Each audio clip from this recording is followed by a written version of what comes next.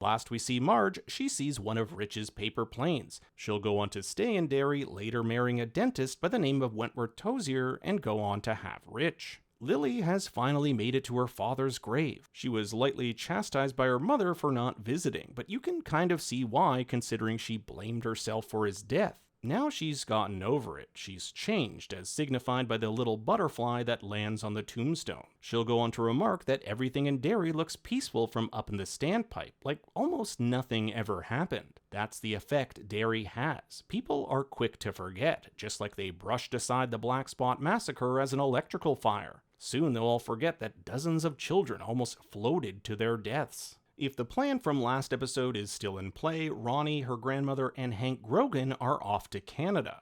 Remember that Hank was pronounced dead at the Black Spot after his burned clothes were placed in the remains by Charlotte. Their first stop is St. Stephen, New Brunswick, which shares a border with Calais, Maine. Calais is a location featured in such King works as The Institute, Black House, and the Dark Tower series. Even the name Stephen could be a nod to Stephen King himself. Will and Ronnie finally get to have that kiss. He hopes that by continuing to write to her, she won't forget him like most folks who leave town. We know their love won't last, as Will end up getting married to a Jessica Hanlon and remain in Derry. I like this last shot of Ronnie sucking on 2 lollipops, echoing the first time we saw her in episode 1. There's a lot of fun callbacks like this in the epilogue, such as the "Thank you for visiting Derry" sign in the final episode, juxtaposed with the "Welcome to Derry" sign in episode 1. Leroy's been dishonorably discharged from the military. In fact, he's done with the military entirely. He's lost his faith in them after everything that's happened, making a deal that if he keeps his mouth shut,